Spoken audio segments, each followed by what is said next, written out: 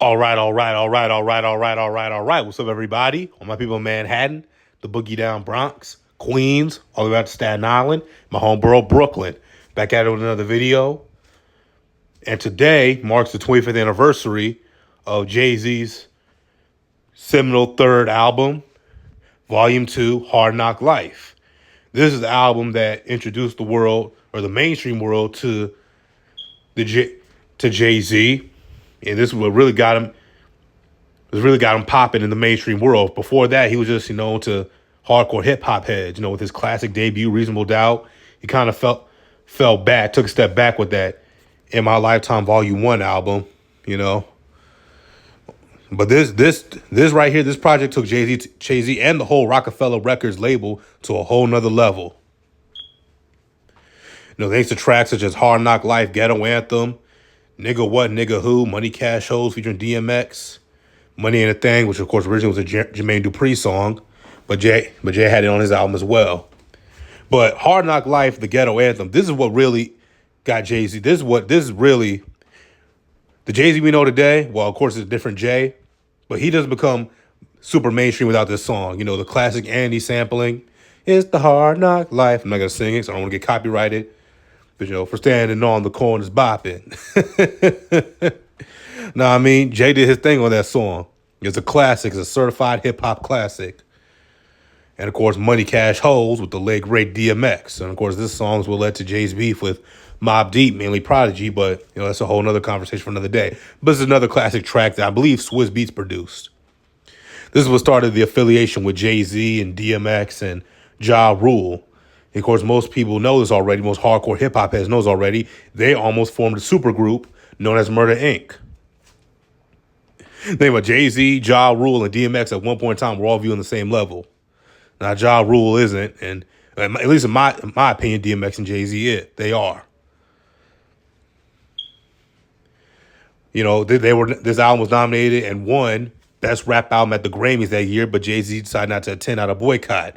He was boycotting the Grammys for not showing the rap nominations on television. They're not showing the rap nomination on television, so he said, I'm not going to go. I'll accept the award, but I ain't going to go. But this, like I said, this album was pivotal. This is what really set Rockefeller on his course to becoming a dynasty, quote unquote, in the early 2000s. This project right here, like I said, Reasonable Doubt was a classic hip hop joint. Don't get it bent. And most people have argued that was Jay's best album. It was a great album. But then they took a step back on the Volume 2 album, In My Lifetime. Jay, Dame, and Biggs, they were all in this together. Rockefeller was them three. And they said, I believe it was Biggs who said it. Somebody said at Rockefeller at the time said they were trying to be like Bad Boy, because Bad Boy at the time was running New York. And of course they had the Versace and the Gucci and the Coogee, and they made party records, over R&B beats, Big and Mace kicking the smooth rhymes and shit. You know what I'm saying? If you know Bad Boy, you know what I'm talking about. And they try to copy that on that Sunshine album Jay-Z did, or that Sunshine song, pardon me, not album, that song that he did. It was scared my mind. I think it was some Sunshine, and it was just, nah. Rockefeller was about like hustlers. They embraced that mafioso rap style that you saw in Reasonable Doubt. The Scarface, Carlito's Way, King of New York, Goodfellas lifestyle, sipping Cristal, driving nice cars, dressing fly. That's what they were all about. Not the Bad Boy stuff, not the Rough Rider stuff, not the damn sure not like the Cash Money No Limit shit that was going on down south or what was going on West Coast. They need to get their own style. You can't make it in hip hop without having your own unique style.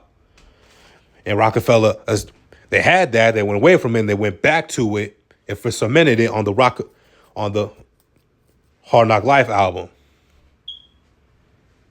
And then, of course, what they're producing, and this is when they really found their sound, that chipmunk soul sound. Thanks to guys like Just Blaze and Kanye West. Like I said, all this helped Rockefeller help him take over the rap game in the early aughts. And they stacked the roster with Memphis Bleak and Beanie Siegel and Freeway. Like I said, they had Kanye at the time as a producer, and then he started rapping and Just Blaze. Like, Rockefeller was on one. Of course, Jay-Z leading the charge as the top artist. And, of course, they decided on Cameron and Dipset, from Harlem, because, of course, Damon Biggs from Harlem. But unfortunately, it wouldn't last long at Rockefeller. They all fell out. I'm not gonna really get into all that, but like I said, man, they were a dynasty. You know, Jay-Z's 2000 album, Rock La Familia, the Dynasty, was originally supposed to be a Rockefeller joint. You know, Rockefeller Records, collective album, but they decided to put Jay's name on it because they felt it would sell more, and it did. Also on this album, Jay started working with Timbaland. That would start that New York VA connect. Jay working with Timbaland and Missy Elliott and the Neptunes were all from Virginia Beach, if I remember correctly. But like I said, it does none of this happens if not for that Hard Knock Life Volume 2 album and the Hard Knock Life Ghetto Anthem album. Or song, pardon me. I'm tripping. But like I said, man, tell me what you guys think. Is this album a classic? To me, it is. To me, it is. Is it Hove's best album? Absolutely not. I mean, The Blueprint, The Black Album, Reasonable Doubt, 444, I'd probably put this album ahead of 444, at least tied. Then, of course, American Gangster was another great album. What is this album ranking Hove's catalog? Tell me what you guys think in the comments section down below. What's your favorite track from this album? Personally, me, Money Cash Hoes. Just personally. Just because it had DMX on it, my little bias, sure. But it was a great song overall. But like I said, tell me what you guys think in the comments section down below. Click the like button, subscribe. I'm going to see you all.